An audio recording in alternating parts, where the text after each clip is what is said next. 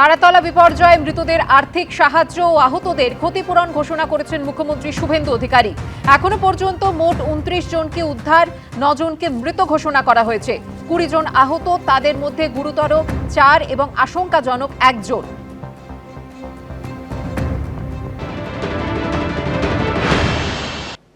আমরা চিকিৎসার দায়িত্ব নিচ্ছি